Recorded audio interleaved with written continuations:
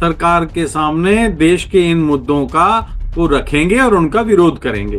अब बताइए, लोकतंत्र में कॉकरोच जनता पार्टी क्या है? आप मजाक समझ के रखे हैं आप? अगर भारतीय जनता पार्टी और कांग्रेस के बीच में अगर मान लीजिए कॉकरोच जनता पार्टी दाखिल हो गई और केवल नौजवानों ने 5% वोट दे दिए उसको, तो रिजल्ट इधर का उधर हो जाएगा कि नहीं? आम आदमी पार्टी वहीं चुनाव लड़ने गई जहां जहां भारतीय जनता पार्टी का कांग्रेस के साथ सीधा टकराव था। अब आम आदमी पार्टी एक्सपोज हो गई है, उनके लोग जेल की हवा खा चुके हैं, भ्रष्टाचार के खुलकर आरोप लग चुके हैं। नमस्कार, मैं हूं संजीव श्रीवास्तव। आप देख रहे हैं 4PM न्यूज नेटवर्क।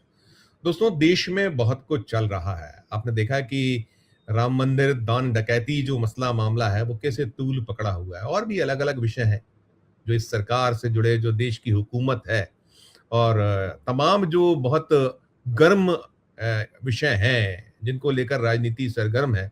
उसमें एक मामला, एक मसला धर्मेंद्र प्रधान के इस्तीफे की मांग को लेकर जंतर मंतर पर जो CJP है, कॉकरोच जनता पार्टी, उसका आंदोलन भी है। वो न केवल देश बल्कि दुनिया भर में कहीं ध्यान खींच रहा है। और ध्यान क्यों खींच रहा है? क्योंकि वहां सोनम वांगचुक बीते 17 दिनों से आमरण अनशन पर आमादा है, बैठे हुए हैं। और मांग वही है कि जो ये व्यवस्था है युवाओं से जुड़ी, जो खासकर पेपर लीक हो जाना या और जो शिक्षा से जुड़ी जितनी गड़बड़ियां हैं, इन्हें लेकर सरकार चेते, सरकार जागृत हो, और जो ये कहीं दोषी हैं इनके खिलाफ एक्शन हो। उसमें धर्मेंद्र प्रधान को बर्खास्त करने की मांग प्रमुख है।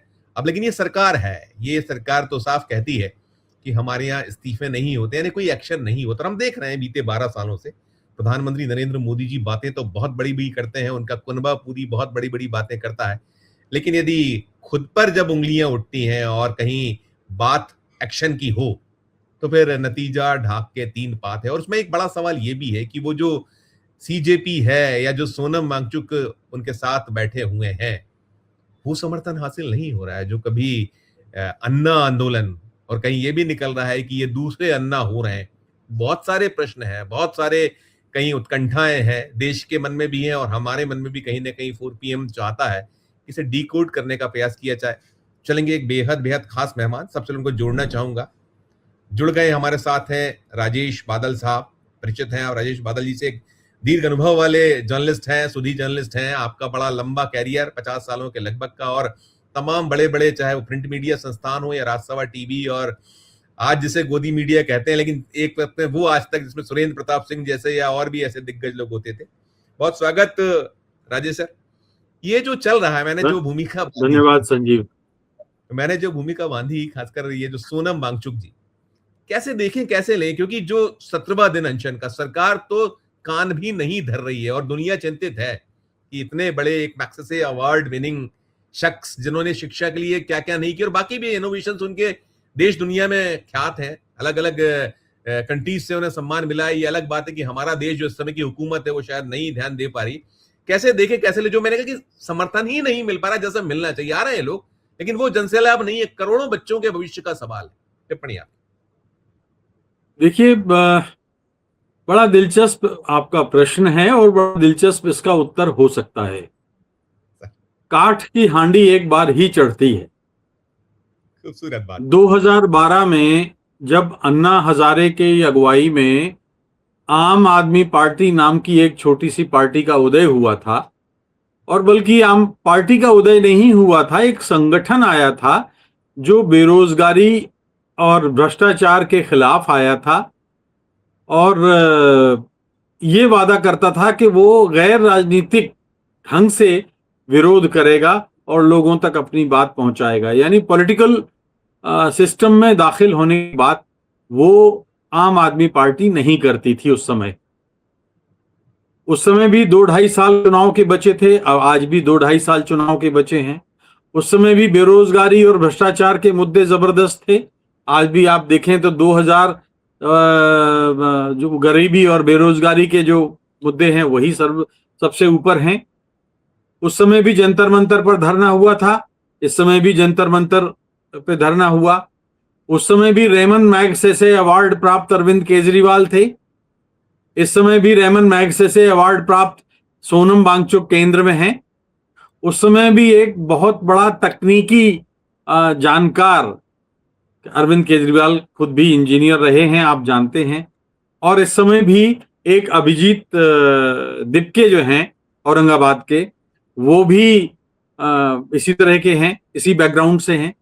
तो मुझे ये लगता है कि दो बातें यहां से उभरती हैं जो आपने कही हैं कि भारत में अगर हम दोनों आंदोलनों की समानता देखें तो कि क्या संयोग है मात्र ये?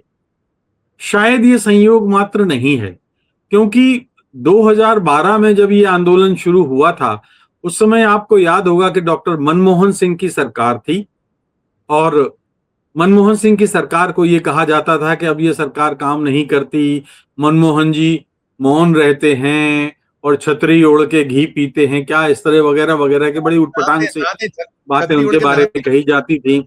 और कुल मिलाकर के कि ये सरकार काम नहीं कर रही है, जो कि लोगों के दिलो दिमाग तक छा गया था। अब यही बात अब कही जा रही है और हम सब जानते हैं कि अब 2 साल जब चुनाव, 2-2.5 साल, अब देखिए 24 और 5 29 में चुनाव होंगे, तो अब 2-2.5 साल 3 साल जो भी बचा है चुनाव में, ये फिर वही बात सवाल मोदी सरकार पर हो रहा है कि भाई बेरोजगारी हटाने के लिए आपने क्या किया, आपने करप्शन हटाने के लिए क्या किया, आपने कोविड के समय कैसे काम किया, आपने नोटबंदी के समय कैसे काम किया, आपने तमाम पेगासस, टूल किट वगैरह वगैरह वगैरह, कितने मामले हैं जिनके उत्तर अभी तक भारत चाहता है। तो लगभग वैसे ही सवालों का जो सामना है वो मोदी सरकार कर रही है। अब यहां से दो बातें उभरती हैं। पहली बात, मैं देखिए दोनों पार्टियों की तुलना करते हुए चलूंगा तो हमारे दर्शकों को ज्यादा आनंद आएगा। सर, जब आम आदमी पार्टी ने ये तय किया कि अब तो उसने तो देश में क्रांति कर दी है और केंद्र सरकार को हिला दिया है, तो तुरंत जो एक महत्वाकांक्षी युवक होता है, अरविंद केजरीवाल जो थे, उनके अंदर राजनीतिक महत्वाकांक्षा जागी। ठीक वैसे ही जैसे कि जब अभिजीत, दर्शकों को स्मरण करा दूं कि उस समय उन्होंने कहा था कि हमारी इसके पीछे राजनीति करने की कोई मंशा नहीं है। यही बात दीपके ने कही। वही तो मैं कह रहा हूं कि उन्होंने कहा था कि हम राजनीति नहीं करेंगे, हम गैर राजनीतिक ढंग से सरकार के सामने देश के इन मुद्दों को रखेंगे और उनका विरोध करेंगे। और ये देख करके एक टेक्निकल इंजीनियर है, बढ़िया इंसान है और रेमन मैग्सेसे अवार्ड प्राप्त है, ये अगर कर रहा है तो फिर उनके साथ में योगेंद्र यादव जुड़ गए, किरण बेदी जुड़ गई, शशि भूषण जी जुड़ गए, उनके साथ में और भी तमाम कई लोग, एक लोकपाल जी थे, मैं मतलब माननीय, मैं उनका नाम भूल रहा हूं, बहुत सारे नाम ऐसे जुड़ गए कि इनके साथ भी वैसे नाम जुड़ रहे हैं। बाद में जैसे ही आशुतोष जुड़ गए, तो जिस तरह से उन्होंने पाला बदला और चुनावी राजनीति उन्होंने शुरू करी, तो उस चुनावी राजनीति के चलते धीरे धीरे उनके सारे साथी छिटक गए सिवाय मनीष सिसोदिया के। और मनीष सिसोदिया जी हम सब जानते हैं, अब दोनों के दोनों भ्रष्टाचार के आरोप में जेल जा चुके हैं, महीनों तक जेल में बंद रहे हैं। अब अभिजीत दिपके, जैसे कि उनके अंदर महत्वाकांक्षा जागी थी, इस आंदोलन कॉकरोच जनता पार्टी के जो आंदोलन के जो जनक हैं, वो भी औरंगाबाद से निकलते हैं, अमेरिका जाते हैं, बोस्टन से डिग्री लेते हैं और फिर अपनी मां से आखिरी संवाद वो ये करते हैं कि मैं प्रधानमंत्री बनूंगा। आपको याद है अरविंद केजरीवाल की अगर मैं याद करूं तो हम सब लोग ये जानने लगे थे, यानी दोनों आंदोलनों में कितनी समानता है। अब यहां से हम दो रास्ते निकाल सकते हैं। पहला रास्ता तो ये है कि जब राजनीतिक प्रतिपक्षी दल सरकार के सामने जनता के मुद्दों को नहीं उठा पाते, तो एक गैर राजनीतिक तरीके से एक मोर्चा बनता है या पार्टी बनती है। अब बताइए, लोकतंत्र में कॉकरोच जनता पार्टी क्या है? आप मजाक समझ के रखे हैं आप? तो यानी जो मजाक अगर सरकार कर रही है वैसा ही मजाक आप गैर लोकतांत्रिक तरीके से कॉकरोच जनता पार्टी रख देंगे ना। भारत जैसे 150 करोड़ के मुल्क का जो लोकतंत्र है उसको आप इस तरह से बात कर रहे हैं जनता। और ये तो पहले दिन से मुझे लगता है कि घोषित रूप से इनका इरादा पॉलिटिकल है, कॉकरोच जनता पार्टी। तो अब ये गैर राजनीतिक ढंग से उन्होंने फिर एक अपने अन्ना हजारे को ढूंढ लिया, सोनम वांगचुक को।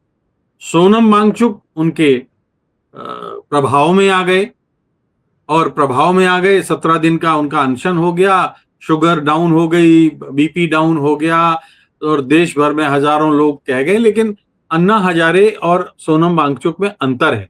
मैं ये नहीं कहता कि जो सोनम वांगचुक की जो उपलब्धियां हैं वो कम हैं, बिल्कुल नहीं। उन्होंने जो आइस स्तूप का जो प्रयोग किया है संजीव भाई, वो तो अद्भुत है। कि जब बर्फबारी लद्दाख में होती है उसको इकट्ठा कर लो और उस पानी को फरवरी मार्च में किसानों को दे दो। कितना अद्भुत प्रयोग है वो। और उसके बाद उन्होंने पर्यावरण संतुलन की दिशा में काम किया, लद्दाख के लोगों के लिए काम किया। लेकिन मुझे लगता है कि अब यहाँ पर जो दूसरी कहानी मुझे समझ में आ रही है, क्योंकि पिछली बार 70 दिन तक लगातार जेल में रहे थे सोनम वांगचुक, और उन्होंने अपनी रीढ़ कमजोर नहीं होने दी थी। सरकार को 170 दिन, हाँ माफी चाहता हूं, 170 दिन, और सरकार को झुकना पड़ा था। अब दो कहानियां आपको मैं सुनाता हूं जो आप इसको भी सच मान सकते हैं और उसको भी सच मान सकते हैं कि संभव है। मेरा मन ये कहता है, मेरी एनालिसिस ये कहती है कि महाराष्ट्र से एक लड़के को लाया गया और एक प्रतिपक्ष के रूप में एक ऐसी पॉलिटिकल पार्टी को जन्म दिया गया, एक तीर से दो निशाने कर रही है। पिछली बार आम आदमी पार्टी ने दिल्ली में कांग्रेस का ऐसा सुपड़ा साफ किया था कि शीला दीक्षित आज तक नहीं, मतलब अब तो रही नहीं वो, लेकिन कांग्रेस वहां आज तक नहीं जीत पा रही है। एक बात। दूसरी बात ये कि अब नॉर्थ ईस्ट का एक राजनीतिक तस्वीर आप समझिए कि नॉर्थ ईस्ट में लद्दाख की अपनी समस्या है, जम्मू कश्मीर की अपनी समस्या है। आजादी के बाद जम्मू कश्मीर और लद्दाख एक रहे हैं, तो जम्मू कश्मीर में कुछ होता है तो लद्दाख धड़कता है, लद्दाख कुछ होता है तो जम्मू कश्मीर धड़कता है। ये कोई छिपी हुई बात नहीं है। तो अगर हम ये बात करें कि सोनम वांगचुक जो लद्दाख में हैं, उनके बहाने कहीं नॉर्थ ईस्ट का जो चुनावी राजनीतिक रंग है उसमें तो नहीं कहीं दखल देने का इरादा है, क्योंकि सोनम वांगचुक का एक आभा मंडल है। सोनम वांगचुक भले ही एक राजनीतिक सभा को संबोधित ना करें एक भी, लेकिन वो अगर मान लीजिए उस प्रभाव को नॉर्थ ईस्ट में हम देखते हैं, तो देखिए मणिपुर में क्या हुआ था पिछले चुनाव में, मैतेई और कुकी में नागांव 2 सीटें कांग्रेस ने जीती थी। कांग्रेस बढ़ी थी, भारतीय जनता पार्टी को झटका लगा था। असम में भी कुछ जो सीटें जो 3 बार की उनकी बीजेपी की जीती हुई थी, वो भी पिछले बार, ये मैं बात 24 के बाद की कर रहा हूं। तो असम में भी ऐसा हुआ, अरुणाचल प्रदेश में भी अब वैसी कुछ हवा बनने लगी है, तो अब सिक्किम भी ऐसा ही है। तो कहीं ऐसा तो नहीं कि पूरे नॉर्थ ईस्ट में जो भी भारतीय जनता पार्टी की प्रतिद्वंदी कांग्रेस है, उस कांग्रेस को मजबूत होने के लिए ऐसी कोई पार्टी रोके उसको। आम आदमी पार्टी से समानता मैं क्यों कर रहा हूं? मैं इसलिए समानता कर रहा हूं कि देखिए, आम आदमी पार्टी वहीं चुनाव लड़ने गई जहां जहां भारतीय जनता पार्टी का कांग्रेस के साथ सीधा टकराव था। वो दिल्ली गई, है ना, दिल्ली में पंजाब गई, वो महाराष्ट्र नहीं गई, वो उत्तर प्रदेश नहीं गई, गुजरात गई। गुजरात में तो आम आदमी पार्टी ने ही कांग्रेस को हराया, पंजाब में आम आदमी पार्टी ने ही कांग्रेस को हराया, दिल्ली में आम आदमी पार्टी ने ही कांग्रेस को हराया। तो मैं ये कह रहा हूं कि हरियाणा ताजा है, हरियाणा तो अभी हाल ही में, हाँ, हरियाणा का ताजा उदाहरण है। बंगाल नहीं जाती वो, जहां जहां बहुदलीय दल, मतलब बहुत सारे दल सक्रिय हैं, वहां आम आदमी पार्टी नहीं जाती, क्योंकि भारतीय जनता पार्टी को समाजवादी पार्टी से उतना खतरा नहीं है। तृणमूल कांग्रेस को उसने निपटा दिया है, वामपंथियों से उतना खतरा नहीं है, आरजेडी से उतना खतरा नहीं है, जेडीयू को उसने निपटा दिया है, तो एनसीपी से उतना खतरा नहीं है। तो खतरा है तो उसको सिर्फ इस बात का डर है कि देर सवेर, जैसे कि होता है कि जब भी भारतीय जनता पार्टी या पहले जनसंघ या जनता पार्टी जब कमजोर पड़ती थी तो कांग्रेस नाम का एक वज्र बनता था और उसको हटा देता था। तो ये एक अंदर का भय समझते हुए मैं जो हमेशा अपने चैनल पे अपनी तमाम बहसों में कहता रहा हूं कि ये जो है ये आम आदमी पार्टी बीजेपी की बी टीम है। अब बी टीम एक्सपोज हो गई है, केजरीवाल और मनीष जेल जा चुके हैं आरोप में, अब इसका एक्सपायरी डेट गुजर गई है, निकल गई है, तो अब ये नई कॉकरोच जनता पार्टी सी टीम के रूप में आई। एक तो मैं कहानी ये बता रहा हूं, सी को बी बनाना है, सी को बी पे लाना है, ऐसा है। सी को बी बना सकते हैं। अच्छा, ये हमेशा ध्यान रखिए कि राजनीति में जो ए टीम का कैप्टन होता है वो कभी ये नहीं चाहता कि बी टीम का कैप्टन उसकी जगह ले ले, है ना। बी टीम के कैप्टन को वो कभी ए टीम की अपनी जगह नहीं लेने देता, ए टीम का कैप्टन नहीं बनते देखना चाहता। ये बात ध्यान में रखिएगा। दूसरी कहानी ये है कि वास्तव में देश की जो स्थिति है इस समय, इस देश में क्या हुआ था। सेंसरशिप में हम लोग जब लगी थी 1976 में, तो हम लोगों ने पत्रकारिता शुरू की और सेंसरशिप 1975 हाँ 75 में जब इमरजेंसी लगी और पहले सेंसरशिप लगी, तो मैंने 76 में शुरू की थी, इसलिए वो माफ कीजिए 76 याद आ जाता है क्योंकि 50 साल हो गए। तो वो जो हम लोगों ने एक गैर राजनीतिक, देखिए उस समय के जेपी के आंदोलन में कौन था, जेपी का ऑरा अन्ना हजारे से और सोनम वांगचुक से बहुत बड़ा था। जेपी महात्मा गांधी के आंदोलन से निकले हुए थे, तपे तपाए थे और उन पर कोई भ्रष्टाचार का आरोप नहीं था, ठीक वैसे ही जैसे इन पे भी नहीं है। अगर वो सितारे थे तो सोनम वांगचुक और अन्ना हजारे जुगनू हो सकते हैं, लेकिन दोनों अपनी अपनी जगहों पर निर्विवाद हैं। तो दूसरी कहानी मैं ये बता रहा हूं कि देश में जब भ्रष्टाचार कम नहीं हो रहा है, आज आप राशन कार्ड बनवा लीजिए बिना पैसे दिए, आप आधार कार्ड बनवा लीजिए बिना पैसे दिए, तो बहुत सारी जब जमीनों का जो कारोबार है वो कर लीजिए, आप आरटीओ में आप लाइसेंस बना के दिखा दीजिए, बिना पैसे दिए नहीं हो सकता। तो जो लोग अघा गए हैं, बेरोजगारी दूर हो नहीं रही है। देखिए खतरनाक संकेत है संजीव भाई कि ऐसे ऐसे अपराध अब इन दिनों हो रहे हैं जो भारत के इतिहास में कभी नहीं हुए, और ये उन शिक्षित बेरोजगारों के दिमाग की उपज हो सकते हैं। मैं ये नहीं कहता कि वो उनका, लेकिन मरता क्या ना करता, भूखे भजन ना होए गोपाला, भूखा आदमी सब कुछ कर सकता है। तो बेरोजगारी हट नहीं रही है। आर्टिफिशियल इंटेलिजेंस और तमाम डिजिटल प्लेटफॉर्म के जरिए नौकरियां जा रही हैं। पेट्रोल डीजल महंगाई बढ़ रही है।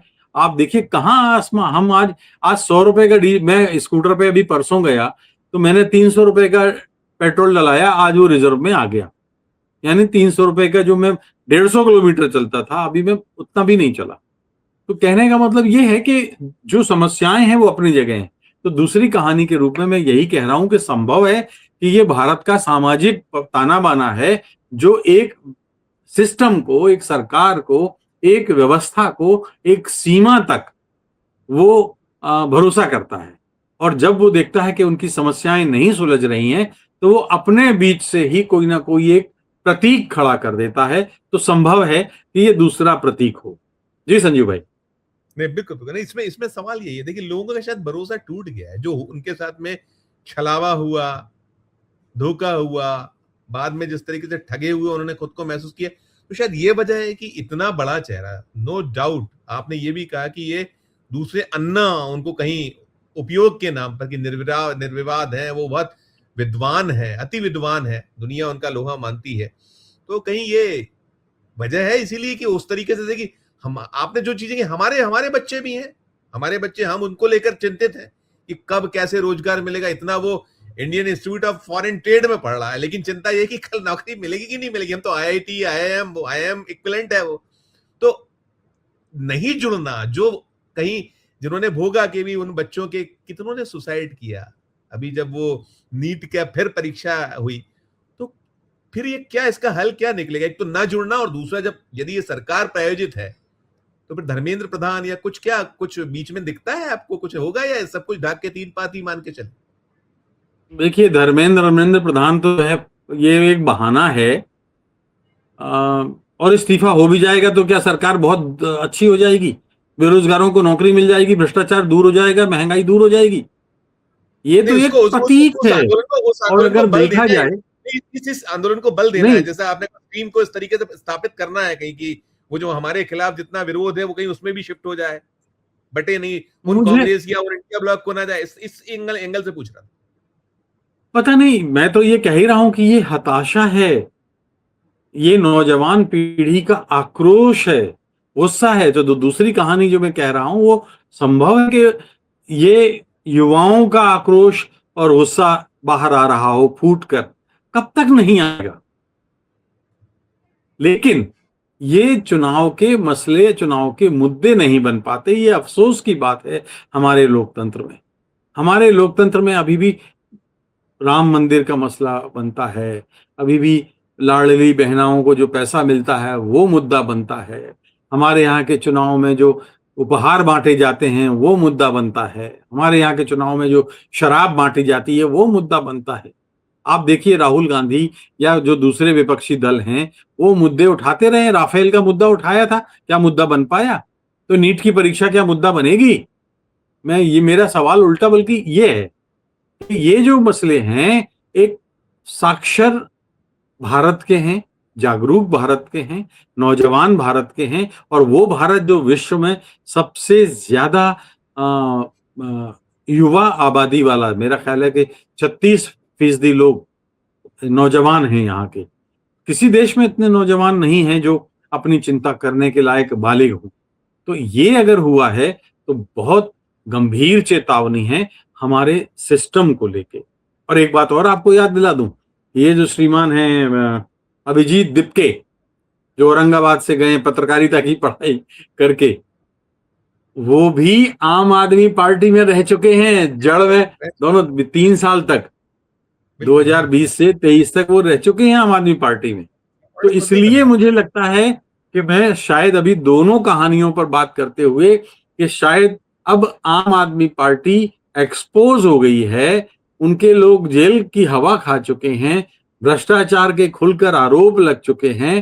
तो अब ये पार्टी उन राज्यों में जहां कांग्रेस के साथ भारतीय जनता पार्टी की सीधी डायरेक्ट फाइट है, वहां अब ना काम कर पाए। तो इसलिए ये कॉकरोच जनता पार्टी अगर 3% वोट भी ले गई, 4% वोट, आप केवल, मैं एक उदाहरण बताता हूं कि आप मध्य प्रदेश का उदाहरण ले लीजिए। अगर भारतीय जनता पार्टी और कांग्रेस के बीच में अगर मान लीजिए कॉकरोच जनता पार्टी दाखिल हो गई और केवल नौजवानों ने 5% वोट दे दिए उसको, तो रिजल्ट इधर का उधर हो जाएगा कि नहीं? हो जाएगा। तो ऐसे राजस्थान में भी ये स्थिति बन सकती है, छत्तीसगढ़ में भी बन सकती है, नॉर्थ ईस्ट में तो अभी समस्या है ही, डार्क पूरा नॉर्थ ईस्ट है। देखिए, मणिपुर में अभी हाल के में जो आप देख रहे हैं, तो कांग्रेस का वोट बैंक 25% से बढ़ के 48% हो गया है मणिपुर से, जिस तरह से हाल हैं और वहां की जो खबरें आ रही हैं। तो ये मामला है, तो दिलचस्प है कुल मिला के। दिलचस्प। राहुल गांधी भी इस पर कहीं वर्क कर रहे हैं। उन्होंने वो कोटा में जो पहला अपना आयोजन था, अब उनके और आयोजन 2 होने हैं। कहीं इंडिया ब्लॉक में अलग अलग जो उनके सहयोगी साथी हैं वो इस आंदोलन को, जो सीजेपी के आंदोलन, डीएमके का समर्थन हो गया, कनिमोजी का हमने वो देखा था, एक्स आया था, या अखिलेश यादव कहीं थोड़ा सा सॉफ्ट कॉर्नर है, कहीं आ रहा है। इन्होंने उद्धव ठाकरे, उन्होंने घोषणा कर दी कि 20 जुलाई को पहुंचने वाले। राहुल गांधी से वे कहीं आग्रह कर रहे हैं कि आप भी। तो ये असमंजस इसीलिए कि कहीं क्या है। जब ऊपर से डंडा पड़ता है ना, तब इन लोगों को कांग्रेस की याद आती है। जब शिवसेना 2 फाड़ हो गई, तब उद्धव ठाकरे कह रहे हैं, वरना वो हिंदुत्व की बात नहीं कर रहे थे क्या? आप याद कीजिए, ममता बनर्जी की जब सरकार चली गई, नहीं तो वो शरद पवार के साथ खड़े होके कह रही थी कि यूपीए क्या है, कांग्रेस क्यों हमेशा लीड करे? अरे भाई, 100 सांसद हैं उसके, तो वो लीड नहीं करेगी? आपके 20-25 सांसद वाली पार्टी को लीड अगुवा बनाए, वो एनडीए की तर्ज पे, जैसे कि एनडीए में अटल बिहारी वाजपेयी के नाम पे वो नायडू को बनाया था। ये एक ऐसी चीज है। अखिलेश यादव, मुझे इस बात की चिंता नहीं है कि कौन सी पार्टी सपोर्ट कर रही है संजीव भाई, मेरी चिंता इस बात की है कि लोकतंत्र, जो संवैधानिक लोकतंत्र है, वो दो पहियों पर टिकता है, पक्ष पे और प्रतिपक्ष पे। और जब वो प्रतिपक्ष का झंडा प्रतिपक्ष का एक पूर्व राष्ट्रीय अध्यक्ष उठाता है, तो ये लोग, ये जो प्रादेशिक पार्टियां हैं, जो क्षेत्रीय पार्टियां हैं, ये तब बिलबिला करके उसके पास पहुंचती हैं, अन्यथा कोई खुलकर सामने नहीं आता। और खुलकर तो सामने आने, आप समाजवादी पार्टी ले लीजिए, आप एनसीपी ले लीजिए, आप आरजेडी ले लीजिए, आप डीएमके ले लीजिए। डीएमके तो उल्टे अलग हो गई, एक विधायक चुन के आया है लेकिन वो अलग हो गई। तो ये बात है कि कांग्रेस दबाव में आके, और माफ कीजिए, कांग्रेस के लोग चाहें तो इसको समझ सकते हैं कि राहुल जब कोई मुद्दा उठाते हैं तो कांग्रेस के अंदर क्यों चुप्पी रहती है। ये भी कांग्रेस के भी तो प्रथम श्रेणी के नेता क्या खुलकर सामने आते हैं? नहीं आते। जिस तरह से आना चाहिए, बयान जारी करना अलग बात नहीं, तो बिल्कुल, ये है। मैं इसमें एक अंतिम सवाल आपसे चाहूंगा। देखिए, ये है कि 8 किलो उनका वजन, 8 किलो 200 ग्राम आज की जो सूचना थी, बीपी आपने जो ब्लड शुगर वो डाउन होता चले जा रहा, 59 साल के वो हैं, और चिंता पूरी दुनिया कर रही है कि वो सोनम वांगचुक को कुछ हो गया तो। हालांकि वो ऐसे आंदोलन कई बार पहले कर चुके हैं। 21 दिन का उनका शायद क्लाइमेट फास्ट जो था 21 दिन का था, आज तो 17वां ही दिन है, और वो केवल नमक का पानी पीकर जो है वो चल रहा है, और बहुत बेहद बेहद कमजोर हम लोग देख रहे हैं। लगातार चिंता होती है कि इतना विद्वान आदमी और सरकार की जो है डरमिता है। तो सवाल फिर यहीं पर आके खत्म करना चाहूंगा कि ये कैसे, मतलब ये उन्हें तो चिंता है नहीं, इधर कोई बात बनती दिखती नहीं है, चिंता उस तरीके से है नहीं, तो इसका जो उस शख्स जिसको लेकर पूरी दुनिया चिंतित है, क्या कहिएगा यहाँ? वो लड़ाना है। देखिए, ये संजीव भाई, ये इस देश का सकारात्मक पक्ष है। इसमें और जोड़ दो, क्योंकि देखिए, एक तरफ कलंक की बात है और इधर ये जो है गौरव है। भारत के लिए तो, दुनिया के समक्ष तो गौरव है हमारे। मैं वही बात कर रहा हूं कि देखिए, ये सकारात्मक बात ये है कि भारत के पास हर दौर में एक गांधी रहता है जो सही समय पर हस्तक्षेप करता है। जैसे 74 में जयप्रकाश नारायण ने किया, जैसे अन्ना हजारे ने 12 में किया, जैसे अब सोनम वांगचुक कर रहे हैं।